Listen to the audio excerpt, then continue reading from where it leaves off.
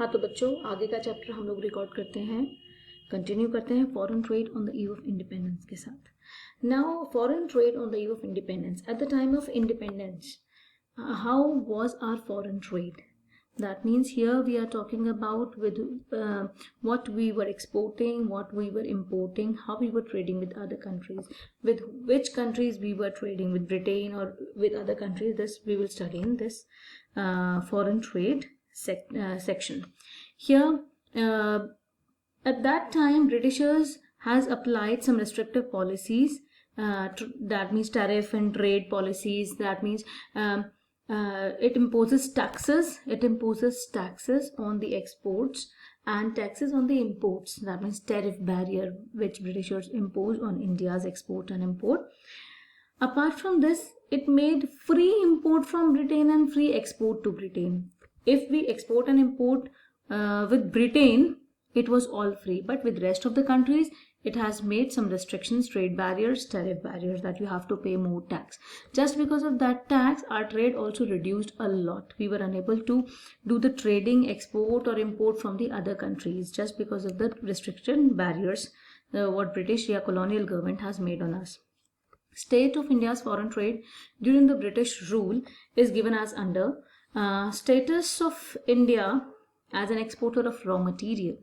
That means they made our economy as the exporter of raw material. Earlier we were the exporter of the finished goods, but now they have made us the exporter of the raw material only. That raw material was made in the made with the help of the agriculture sector, like indigo, cotton, these things which we were producing just because of the Britishers' force. Britishers forced us to produce raw materials for their industries. Earlier we were producing food crops, but after Britishers came, we have started producing cash crops.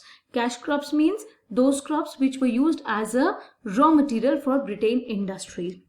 India became an exporter of the primary products such as raw silk, raw cotton, wool, sugar, indigo, jute, etc. These were the things which we produce, and we exported it to Britain.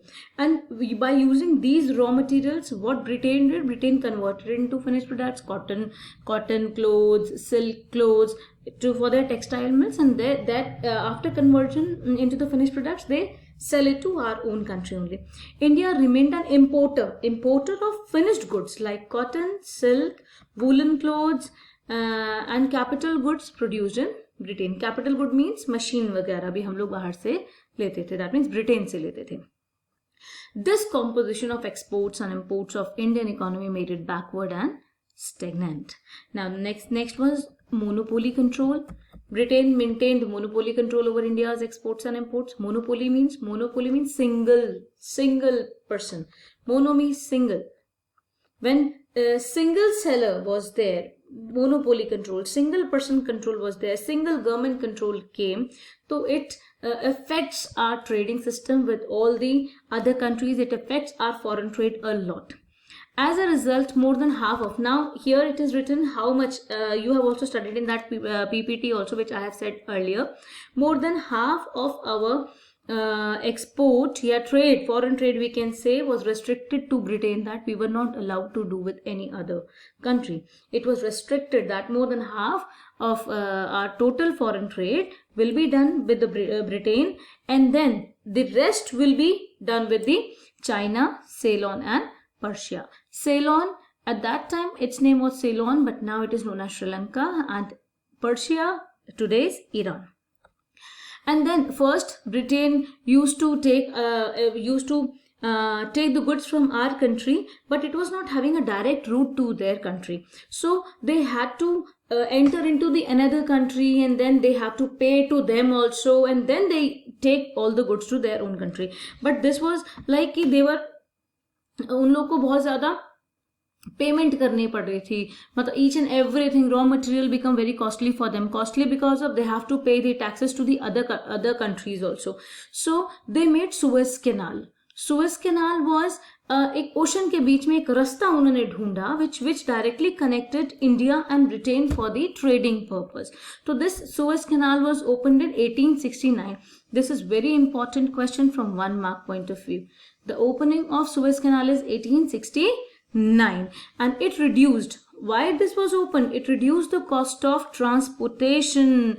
Earlier, their transportation cost has increased because they have to enter into the another country, take permission from them, pay to them, and then they take it to their own country.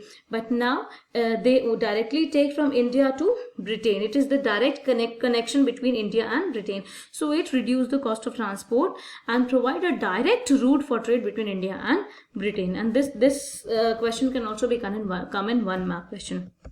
Now, misuse the export surplus. This is very important question for 1 mark or 3 marks even. This drain of Indian wealth. You have to remain a drain of Indian wealth. This can come. What do you mean by drain of Indian wealth? Now, what is drain? Drain का मतलब हम लोग क्या बोलते हैं? Drainage system मतलब नाली का, जहां से हम लोग कुछ गंद वगैरह बाहर निकालते हो, नाली में करना. Drain of Indian wealth. We are talking about Indian wealth, हमारी पूंजी. ड्रेन ऑफ इंडियन वेल्थ मतलब हमारी पूंजी कहाँ जा रही है? गड्ढे में डाल रहे हैं हम उसको, नाली में बहा रहे हैं. तो misuse of export surplus. We were exporting huge surplus. We were exporting many things and we were getting the money also. अब जो भी चीजें हम लोग एक्सपोर्ट कर रहे थे, from that export we earn a lot of money. But of what use? They were not spending our own money on our development, on Indian development. What they did with our money? With our money, our money was used, that export surplus which we got, that money was used for their war purposes. When they were used to do war with other countries or other states, princely states, so at that time that money was used. They did not use that money for our development, they used that money for their administrative work or wartime period. So this is very important question from 3 marks point of view or 1 mark also. So I'm reading it. India's foreign trade generated huge export surplus, but this surplus came at a huge cost. Export surplus तो था, but ये surplus huge cost पे आया country's economy की, as it led to drain of Indian wealth. You have to remind it, okay? Several essential commodities like food grains, clothes, kerosene, etc. were scarcely available in the domestic market. अब ये चीजें यहाँ बहुत कम थी because now we were not producing food grains, we were producing cash crops due to the pressure of British government. और अभी क्योंकि ये सारी चीजें हम एक्सपोर्ट कर देते थे, ठीक है, तो डोमेस्टिक मार्केट में तो मिलती नहीं थी, जो है वो एक्सपोर्ट कर दिया और हमको जो चीज चाहिए वो हम बाहर से इंपोर्ट करते थे. तो this export surplus did not result in any flow of gold और सिल्वर इनटू इंडिया. हम बाहर तो चीजें भेज रहे हैं, हमारे यहाँ की डिमांड भी फुलफिल नहीं हो पा रही है, जो चीजें बन रही हैं वो सब बाहर जा रही हैं. Otherwise we are producing cash crops also. सारी चीजें हमारी बाहर जा रही हैं, हम खुद कुछ नहीं प्रोड्यूस करें अपनी जरूरत को पूरा करने के लिए. We were importing from the other countries and after exporting all these things, we were not getting even gold or silver. Whatever money we was getting, this surplus was used to make the payments for the expenditure. Which expenditure? Incurred by an office setup जो colonial government का था Britain के अंदर, and also to fight war fought. जो भी लड़ाइयाँ लड़ी हैं ब्रिटिश गवर्नमेंट ने, उसके लिए जो पैसे की जरूरत थी उन्होंने किया. और तीसरी चीज हमारी कहाँ आई? Invisible items. और उन्होंने हमारा पैसा कहाँ पे लगाया? शिपिंग, कम्युनिकेशन, इन सब चीजों में जो पैसा उन्होंने लगाया ये इनविजिबल आइटम्स है. That means these are the services, you can not touch it, you can not feel it. Okay, तो shipping, communication etcetera were imported and export surplus was use to pay for the import of invisible items. So this is we call drain of Indian wealth. We were having Indian wealth, but it was of no use for us. Now the next one is demographic condition during the British rule. What is demographic conditions? Now when we talk about India's population, India's literacy rate, death rate, birth rate, these all things are included in demographic conditions. The demographic conditions during the British rule suggested all the features of the backward economy. First census, our first census, census means when we calculated the total population of India. Our first census was done in 1881. 1 mark question, very important. And from 1881, census operations were conducted after every 10 years. उसके बाद से हम लोग हमेशा हर 10 साल के बाद अपनी पॉपुलेशन कैलकुलेट करते हैं. अब आगे इंपॉर्टेंट चीज है, बिफोर 1921 से पहले हम लोग डेमोग्राफिक ट्रांजिशन की पहली स्टेज में थे. डेमोग्राफिक ट्रांजिशन एक थ्योरी लिखी है किसी इकोनॉमिस्ट ने, उसमें उसने बता रखा है हमारी जो पॉपुलेशन है उसको चेंज होने के 5 फेजेस में बता रखा है, 5 स्टेज में बता रखा है. Like in first stage high birth rate, high death rate. In second stage birth rate was high but death rate reduced to a little extent. And then in third stage, birth rate also reduced and death rate also reduced. So these are some stages, 5 stages we were having. So before 1921, India was in the first stage of demographic transition. 1 mark question, very important. The second stage of transition started after 1921.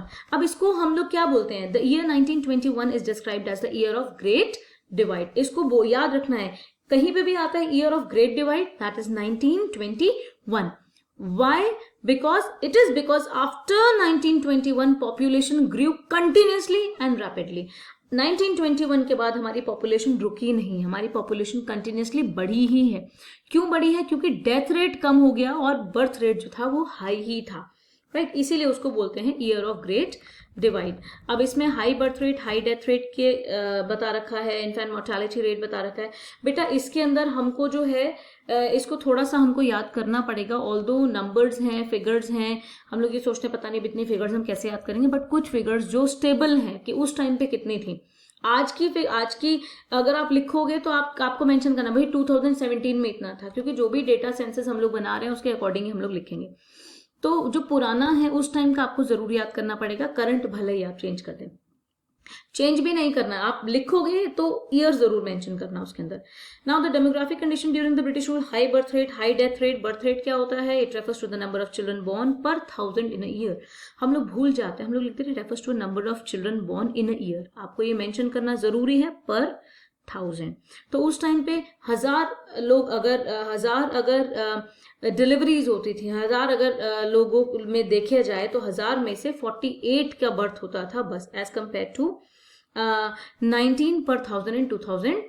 190, sorry ये 19 नहीं होगा, ये 190 होगा, 19 पर 1000. And death rate, it refers to the number of persons, नहीं ये 19.0 ही है, 19 ही है कि बर्थ रेट भी हमारा जो है उस टाइम पे बहुत ज्यादा था, लेकिन अब अकॉर्डिंगली हमारा जो बर्थ रेट है वो कम हुआ है. बर्थ रेट उस टाइम पे 48 पर 1000 था, बट अब सिर्फ 19 पर 1000 रह गया है. डेथ रेट भी हमारा उस टाइम पे बहुत ज्यादा था. रीजन बीइंग कि हमारे पास हेल्थ फैसिलिटीज अच्छी नहीं थी, हमारे पास सैनिटेशन फैसिलिटी नहीं थी, क्लीन ड्रिंकिंग वाटर नहीं था. तो जब ये सारा कुछ भी हमारे पास नहीं था, उस टाइम पे मरने वालों की संख्या आपको ध्यान में रखना है, डाइंग पर 1000 इन अ ईयर, ये ध्यान में रखना है कि मेंशन होना चाहिए. 40 पर 1000 उस टाइम पे मरते थे, बट अब मरने वालों की संख्या क्या हो गई थी? सिर्फ 7.3. तो both these rates were high, indicating poor health care and backwardness of the country, which led to massive poverty in the country. तो ये उसका कुछ ड्रॉबैक बताया है, just because of high birth rate and high death rate, what was happening in our economy. Infant mortality rate, you have to learn this definition. What is infant mortality rate? It refers to the number of infants dying before reaching 1 year of age. Very important, because infant उसी बच्चे को बोला जाता है जो 1 साल से छोटा हो. Before reaching 1 year of age per 1000 live births in a year. These are some very important things which you have to mention. अगर आप इसमें से per 1000 हटा देते हो तो भी आपका आंसर इनकम्प्लीट है. in a year हटा देते हो आंसर इनकम्प्लीट है. reaching 1 year of age हटा देते हो तो भी आपका आंसर इनकम्प्लीट है. तो इसको ढंग से करना है. at that time कितने बच्चे मरते थे before reaching the age of 1 year was 218, but now it is only 40. This data is not of 1920. This data is of 2014-15. And high rate of infant mortality was an indicator of poor health state. Obviously it was poor health, that's why infant mortality rate was very high. Then literacy rate means how many persons are capable to read and write. above 7 years of age, mention it, above 7 years of age. एक छोटे से बच्चे को, 3 साल के बच्चे को आप इलिटरेट नहीं बोल सकते, रीजन बीइंग उसकी पढ़ाई अभी शुरू नहीं होती है. उस टाइम पे ओवरऑल लिटरेसी रेट हमारा कितना था? 16%. और अब कितना है? 76%. कब का? 2014-15. इसमें से फीमेल लिटरेसी कितनी थी? 7% की बस. तो इसमें ये समझ में आता है कि सोशली भी हम लोग बहुत ज्यादा बैकवर्ड थे. Life expectancy, it refers to the average life of a person. अब हमारी पहले कितना था? 44 और अब 68। इससे भी यही समझ में आता है कि उस टाइम पे भी हमारी जो हेल्थ फैसिलिटीज़ है वो बहुत अच्छी नहीं थी। Poor state of health facilities जो अभी तक हम लोग बार बार कर रहे हैं, पॉपुलेशन ज़्यादा थी बट इतना ज़्यादा हेल्थ केयर फैसिलिटीज़ नहीं थी। एंड वाइड स्प्रेड पॉवर्टी, इतना सब कुछ होने के बाद हमारे यहाँ GDP पर कैपिटा इनकम सब कुछ बहुत ज़्यादा लो थी, lack of education, poor health services, तो इसीलिए हमारी वाइड स्प्रेड पॉवर्टी भी थी। बेटा ये टॉपिक अभी मैं यहीं पे खत्म करती हूँ। ऑल द बेस्ट, इसको अच्छे से पढ़ो। मेरी नेक्स्ट वीडियो में मैं ऑक्यूपेशनल स्ट्रक्चर से आगे का चैप्टर अपना कंप्लीट कराऊंगी। All the best.